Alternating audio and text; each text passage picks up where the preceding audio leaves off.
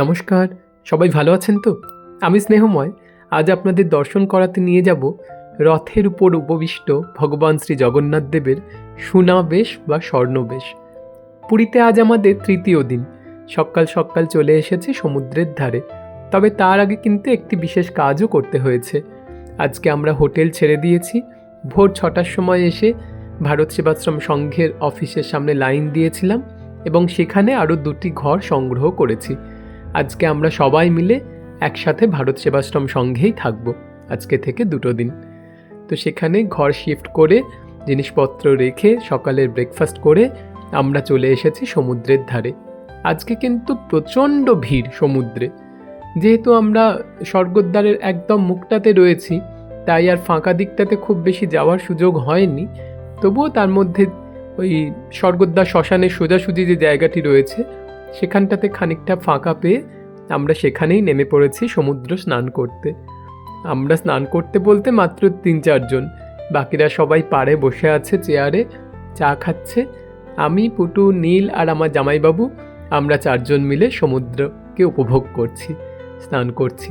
আজকে জলও অনেক বেশি, সেই জন্য বারবার পুলিশের গাড়ি ঘোরাফেরা করছে এবং যাতে অনেক দূরে কেউ না চলে যায় সেটা লক্ষ্য রাখছে। আসলে আজকে দিনটি হচ্ছে এখানের সবথেকে বিখ্যাত, যে স্বর্ণবেশ হয় যেহেতু ভগবানের, সেই জন্য লক্ষ লক্ষ মানুষ আসেন এই সুনাবেশ দেখতে। যারা উড়িষ্যাবাসী লোকজন, লোকাল লোকজন, তারা ট্রেনে করে সরাসরি এই সি বিচে আসেন, এখানে স্নান করেন, তারপর সোজা চলে যান জগন্নাথ মন্দিরের দিকে। স্নান পর্ব সেরে ফ্রেশ হয়ে নিয়ে এসে আমরা আজকে খেতে এসেছিলাম দুপুরবেলায় 13 পার্বণ রেস্টুরেন্টে। বর্দি আর মিথুন একটু আগেই চলে এসেছিল, ওরা এসে একটা টেবিল বুক করে নিয়েছিল। আর আজকে যেটা সুবিধা হয়েছিল, একটা টেবিলেই আমরা 12 জন বসতে পেরেছিলাম। তো আমরা অর্ডার দিয়ে দিয়েছি 6টা ফিশ থালি, 4টে ভেজ থালি আর 2টো বিরিয়ানি। রিমি আর ছর্দি বিরিয়ানি খেলো, বাকিরা মাছ ভাত আর আমরা কয়েকজন নিরামিষ ভাত। বেশ ভালোই এখান ব্যাপার। 120 টাকা করে ভেজ থালি, 200 টাকা করে রুই থালি এবং 165 টাকা করে বিরিয়ানি। খাওয়া দাওয়া বেশ জমিয়ে হলো। তারপরে ঘরে এলাম খানিকক্ষণ রেস্ট নেওয়ার জন্য।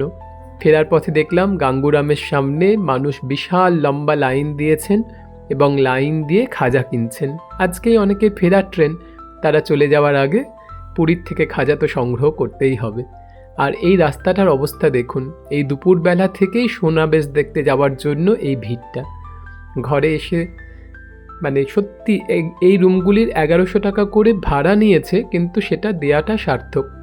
এস বিল্ডিংয়ের 3rd ফ্লোরে আমরা ঘর পেয়েছিলাম। বিশাল বড় বড় ঘর, 14 নম্বর 15 নম্বর, এবং 4 জন 5 জন অনায়াসে শোয়া যাবে। এত বড় বিছানাটি, পরিষ্কার পরিচ্ছন্ন, দুপাশে জানলা আছে, একটি আলনা, একটি টেবিল, একটি চেয়ার, আয়না, এবং সবথেকে যেটা পছন্দ হয়েছিল সেটা এই বাথরুমটা। বিরাট বড় একটা বাথরুম, পরিষ্কার পরিচ্ছন্ন। আর এটা 3rd ফ্লোরে হলেও ওঠা নামাতে কিন্তু অসুবিধা নেই। এখানে এখন লিফটের ব্যবস্থা করা হয়েছে, যেটা বয়স্কদের জন্য খুবই ভালো একটি ব্যাপার। তো খানিকক্ষণ রেস্ট নিয়ে আমরা বেরিয়ে পড়লাম জগন্নাথ মন্দিরের উদ্দেশ্যে। আজকে কিন্তু সবাই যাবে না, আমরা যাব মাত্র 5 জন। আমি, নীল, পুটু, টুকাই আর ছর্দি আর রিমি।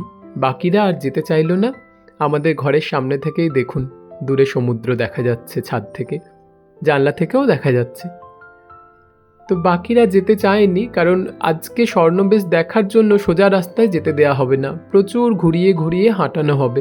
যাওয়া আসা মিলে প্রায় 10 কিলোমিটার শুধু হাঁটতে হবে। কোনো যানবাহন পাওয়া যাবে না, হাঁটা ছাড়া কোনো উপায় নেই। সেই শিশু থেকে বৃদ্ধ প্রত্যেককেই কিন্তু হেঁটে হেঁটে যেতে হবে এবং শর্টকাটেরও কোনো উপায় নেই।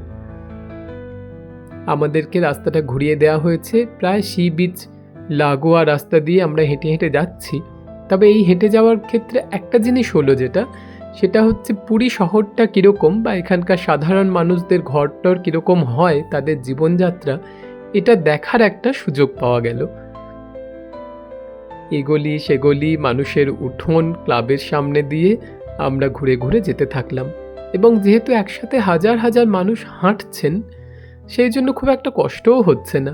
এখানে খুব সুন্দর একটি চার্চ, জগন্নাথ দেবের সাথে সাথে অন্যান্য ধর্মীয় মানুষজনেরাও কিন্তু তাদের ধর্ম পালনটুকু করতে পারেন। এই চার্চের পরেই আছে একটি খুব বড় সরকারি গার্লস স্কুল। মানে রাস্তাটা বলতে গেলে আমরা হাঁটতে হাঁটতেই প্রায় স্টেশন বাস স্ট্যান্ডের কাছে পৌঁছে যাচ্ছিলাম। তারপর আবার বাঁ দিকে ঘুরে এরকম পুরনো বাড়ি, মন্দির সব কিছু দেখতে দেখতে চলে এলাম বড়দণ্ডর কাছে। আর একটি আশ্চর্য জিনিস দেখলাম, এখানে যে বাড়িগুলি আছে সাধারণ মানুষের, একটারও কিন্তু পাঁচিল নেই। মানে প্রত্যেকটা বাড়ির সেম দেয়াল, একটা দেয়ালের সাথে আর একটা দেয়াল জুড়ে জুড়ে জুড়ে জুড়ে পরপর বাড়িগুলি রয়েছে। আর এখানে বড়দণ্ডর কাছে এসে আমরা আবিষ্কার করলাম যে আমরা কিন্তু মন্দির ছাড়িয়ে অনেকটা পেছনে চলে এসেছি। এই বাঁদিকে ঘুরতেই দেখা গেল অনেক দূরে মন্দির। আমরা পিছিয়ে এসেছি। ওই মিউনিসিপ্যাল মার্কেটটার পাশের রাস্তা দিয়ে আমাদেরকে ঢোকানো হয়েছে। এবার আবার আমাদেরকে বাঁদিকে সোজা যেতে হবে মন্দিরের দিকে। এবং দেখলে আশ্চর্য লাগে যে রাতারাতি এই মন্দিরটিকে একদম বাঁশের ব্যারিকেড করে দুভাগ করে ফেলা হয়েছে। গতকাল রথ যাবে বলে গোটা রাস্তাটি ফাঁকা ছিল, কিন্তু দেখুন আজকে একদম বাঁশের ব্যারিকেড এবং বেশ টাইট ব্যারিকেড। পুরো রাস্তাটি জুড়ে পুলিশ প্রশাসনের মানুষজন রয়েছেন দাঁড়িয়ে, কেউ যাতে এপার থেকে ওপার গলতে না পারে, সবাইকে ওই রাস্তাতেই যেতে হবে। এই বাঁদিকের রাস্তার থেকে সোজা চলে গেছে জগন্নাথ দেবের রথটির কাছে, এবং জগন্নাথ দেবের রথের সামনে দিয়ে ঢুকে শ্রীমন্দিরের সিংহ দরজার বলরামের রথের পাশ দিয়ে বেরিয়ে উল্টো দিকের রাস্তা দিয়ে আবার বেরিয়ে যেতে হবে। কেউ কোনো ফাঁক ফোকর গলে চলে যেতে পারবেন না। ভগবানের স্বর্ণবেশ দেখার জন্য এই মানুষ এসেছেন লক্ষ লক্ষ। কারণ সাধারণ মানুষের মধ্যে একটি বিশ্বাস প্রচলিত আছে, রথে উপবিষ্ট এই স্বর্ণবেশ বা সোনাবেশ দেখলে মানুষের দুঃখ কষ্ট দূর হয়, সমৃদ্ধি লাভ হয়, সংসারের শ্রীবৃদ্ধি হয়। এবং সেই জন্যই সাধারণ মানুষ কিন্তু প্রচুর পরিমাণে এখানে আসেন। আজকে কয়েকশো কেজির সোনার গয়না দিয়ে এই রথের ওপরে শ্রী ভগবানকে সাজানো হবে, তার হাত পা লাগানো হবে এবং সোনার মুকুট আর বিভিন্ন অলংকার দিয়ে সাজানো হবে। এই প্রত্যেকটি অলংকারেরও কিন্তু বিভিন্ন নাম রয়েছে। প্রথমেই আমরা গেলাম জগন্নাথ দেবের রথের কাছে।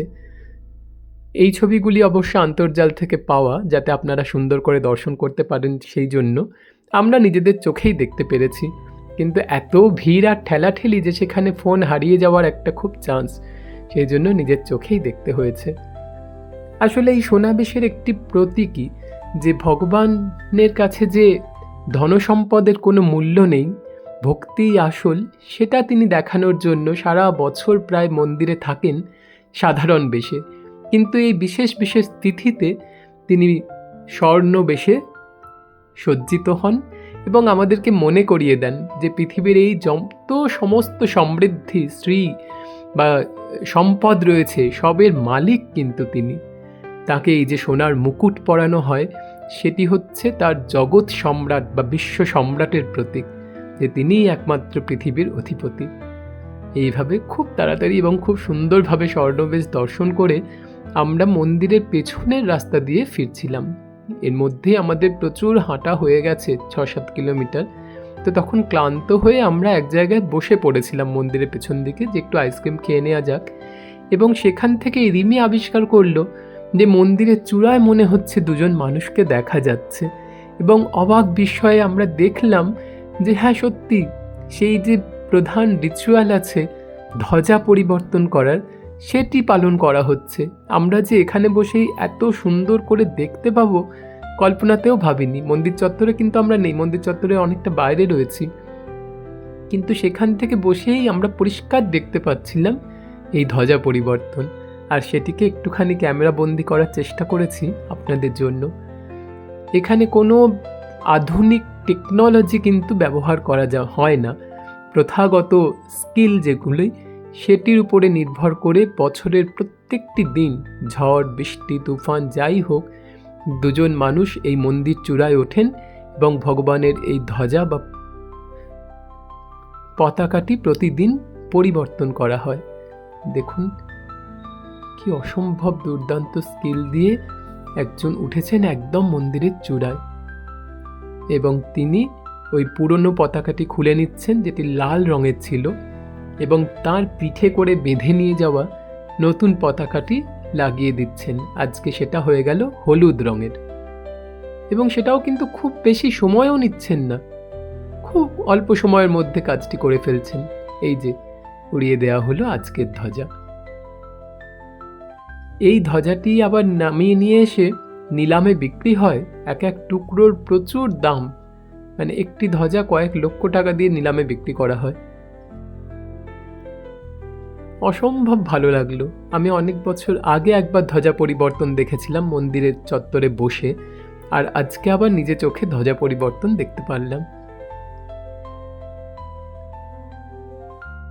এই ছোট্ট ছোট্ট জিনিসগুলি দেখলেই কিন্তু নিজেকে সত্যি ভাগ্যবান মনে হয়, যে অনেক ধনসম্পদ না থাকলেও এই সম্পদের অধিকারী কিন্তু আমি হতে পেরেছি।